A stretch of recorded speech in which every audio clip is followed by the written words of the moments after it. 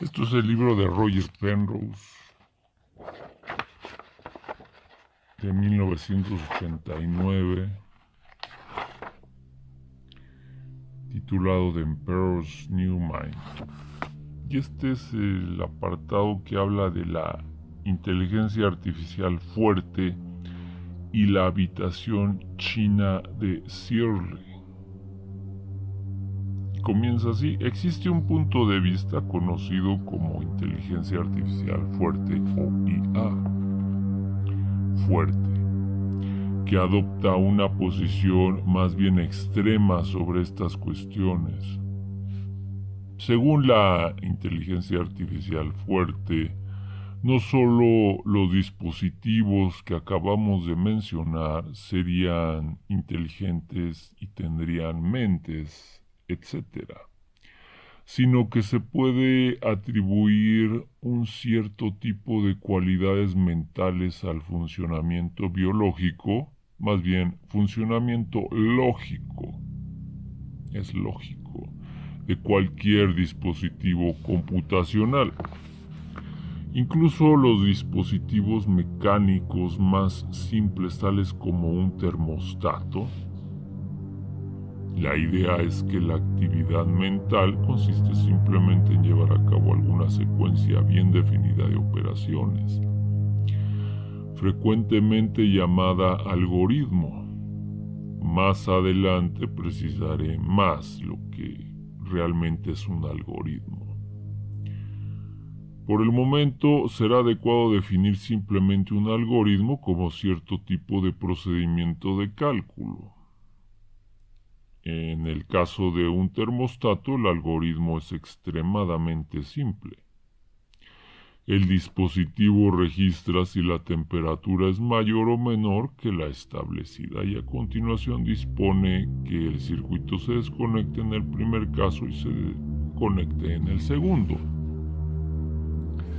Para cualquier tipo importante de actividad mental de un cerebro humano, el algoritmo tendría que ser muchísimo más complicado, pero según el punto de vista de la IA fuerte, un algoritmo en cualquier caso diferiría enormemente en grado del sencillo algoritmo del termostato, pero no habrá diferencia de principio. Así, según la IA fuerte, la diferencia entre el funcionamiento esencial de un cerebro humano, incluyendo todas sus manifestaciones conscientes, y el de un termostato radica solo en su mucho mayor complicación, o quizá mayor orden de estructura, o propiedades autorreferentes, o algún otro atributo que pudiéramos asignar a un algoritmo, en el caso de un cerebro. Y lo que es más importante, todas las cualidades mentales, pensamiento, sentimiento, inteligencia, comprensión, conciencia, deben ser consideradas, según este punto de vista, simplemente como aspectos de este funcionamiento complicado, es decir, son simplemente características del algoritmo a ejecutar por el cerebro. La virtud de cualquier algoritmo específico residiría en su actuación, es decir, en la precisión de sus resultados, su amplitud, su economía y la velocidad con que puede ser ejecutado. Un algoritmo que pretende igualar lo que se presume que está operando en un cerebro humano tendría que ser algo prodigioso. Pero si existe un algoritmo de esta especie para el cerebro y los defensores de la IA fuerte afirmaran ciertamente que sí existe, entonces podría en principio funcionar en un ordenador. De hecho, podría funcionar en cualquier computador electrónico moderno de tipo general, si no fuera por limitaciones de espacio, de almacenamiento y velocidad de operación. La justificación de este comentario tendrá más tarde, o vendrá más tarde, cuando consideremos la máquina universal de Turing. Se prevé que cualquiera de estas limitaciones quedarán superadas en los grandes y rápidos computadores de un futuro no muy lejano. En esa eventualidad, un algoritmo así, si pudiera ser encontrado, superaría presumiblemente al test de Turing.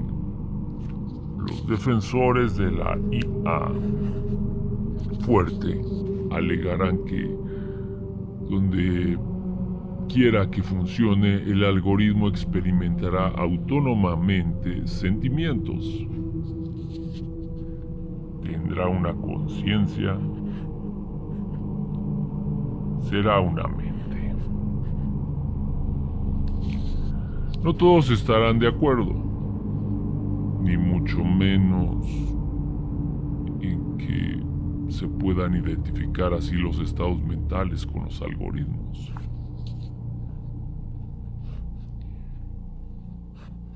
En particular, el filósofo americano John Searle en 1980-1987 se ha opuesto vigorosamente a esta idea.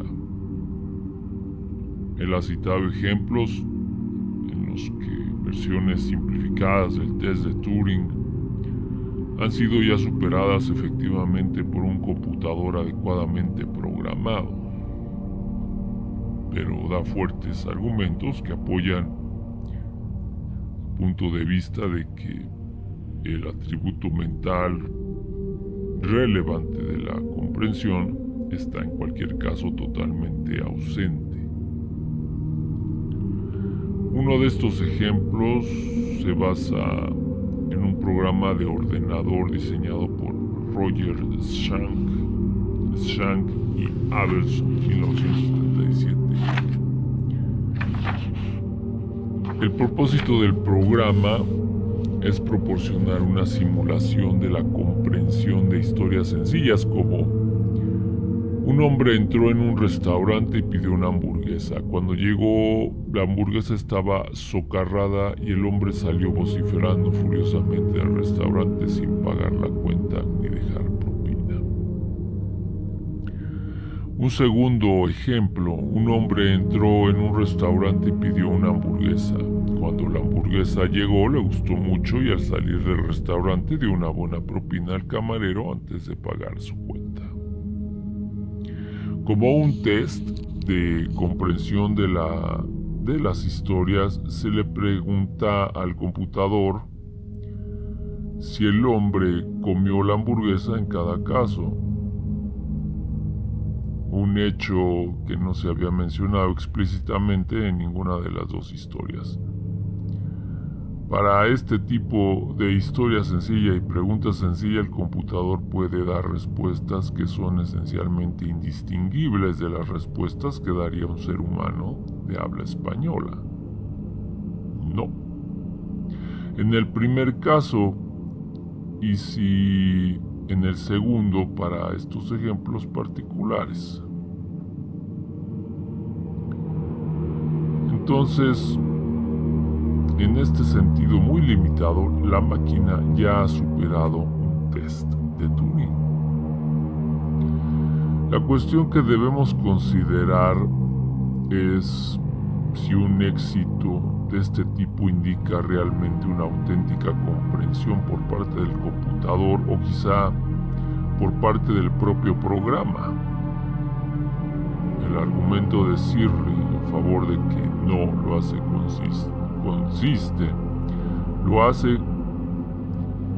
consiste en invocar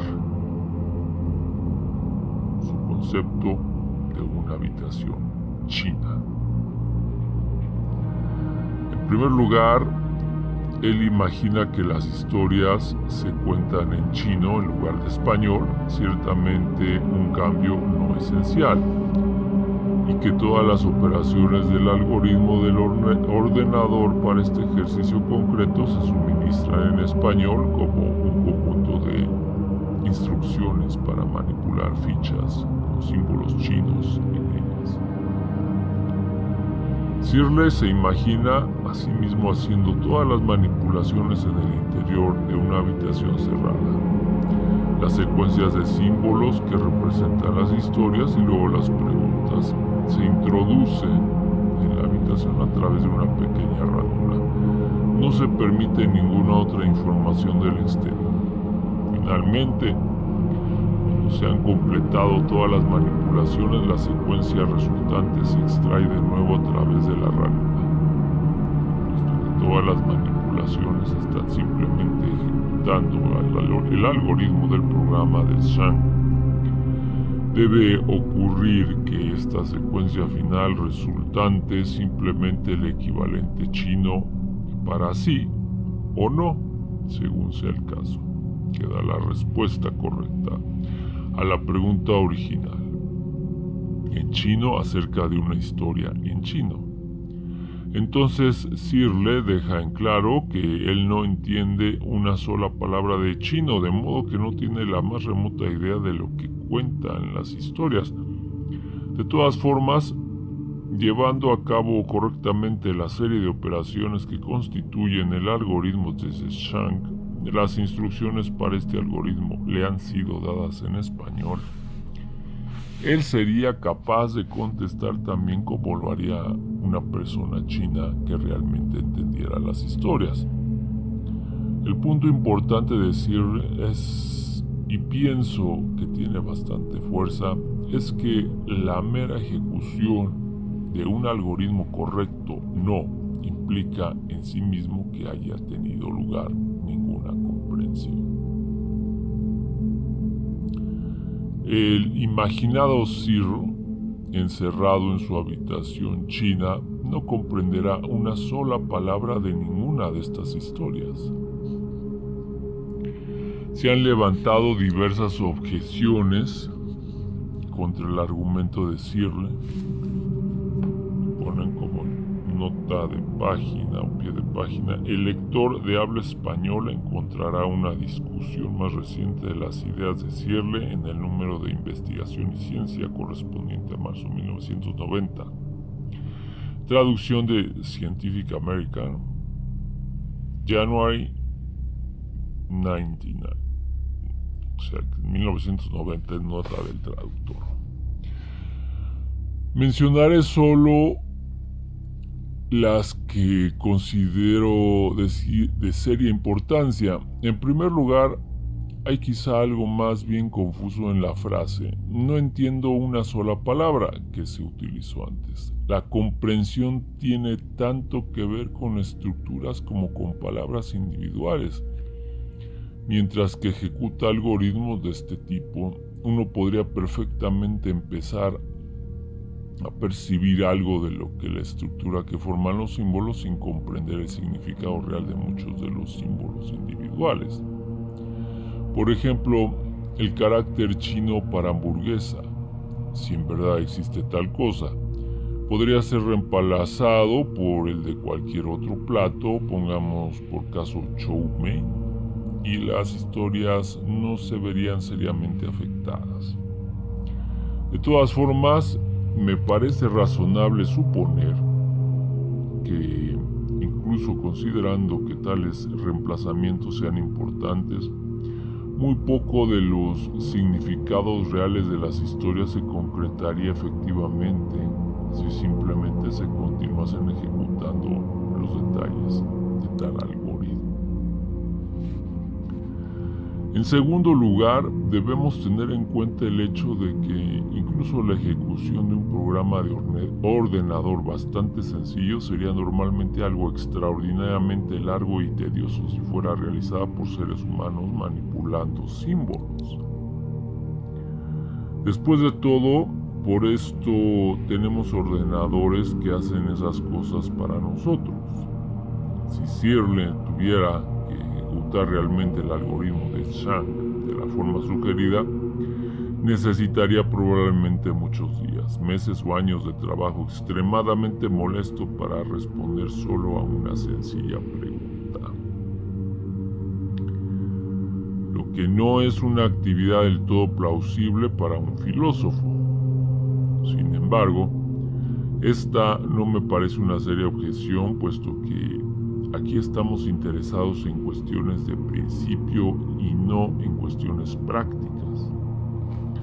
La dificultad es mayor con un supuesto programa de ordenador que se supone tiene suficiente complicación para igualar a un cerebro humano y por lo tanto superar perfectamente el test de Turing.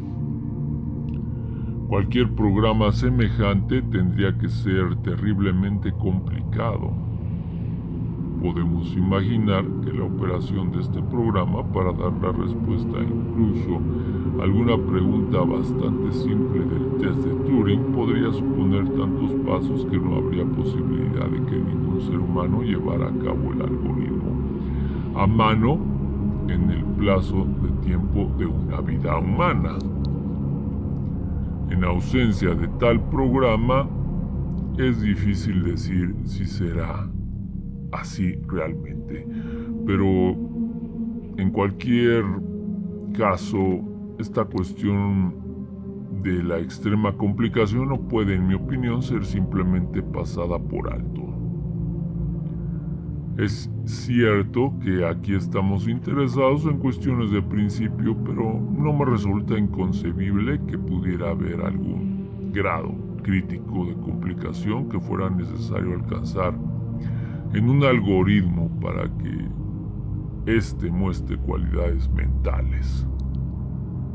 Quizá este valor crítico es tan grande que ningún algoritmo hasta tal punto complicado pudiera concebiblemente ser ejecutado a mano por ningún ser humano a la manera imaginada por Searle. Esto es el libro de Roger Penrose de 1989, titulado The Emperor's New Mind. Y este es el apartado que habla de la inteligencia artificial fuerte y la habitación china de Searle. Comienza así: existe un punto de vista conocido como inteligencia artificial fuerte o IA fuerte, que adopta una posición más bien extrema sobre estas cuestiones. Según la inteligencia artificial fuerte, no solo los dispositivos que acabamos de mencionar serían inteligentes y tendrían mentes, etc., sino que se puede atribuir un cierto tipo de cualidades mentales al funcionamiento biológico, más bien funcionamiento lógico, es lógico, de cualquier dispositivo computacional. Incluso los dispositivos mecánicos más simples, tales como un termostato. La idea es que la actividad mental consiste simplemente en llevar a cabo alguna secuencia bien definida de operaciones, frecuentemente llamada algoritmo. Más adelante precisaré más lo que realmente es un algoritmo. Por el momento será adecuado definir simplemente un algoritmo como cierto tipo de procedimiento de cálculo. En el caso de un termostato, el algoritmo es extremadamente simple. El dispositivo registra si la temperatura es mayor o menor que la establecida y a continuación dispone que el circuito se desconecte en el primer caso y se conecte en el segundo. Para cualquier tipo importante de actividad mental de un cerebro humano, el algoritmo tendría que ser muchísimo más complicado, pero según el punto de vista de la IA fuerte, un algoritmo en cualquier caso. Diferiría enormemente en grado del sencillo algoritmo del termostato, pero no habrá diferencia de principio.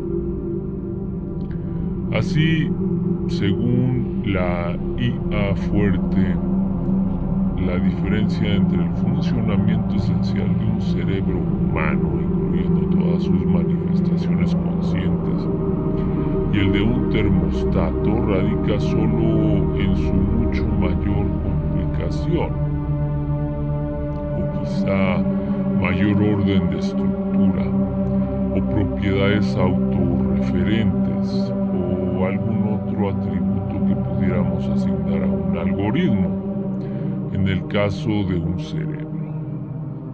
Y lo que es más importante,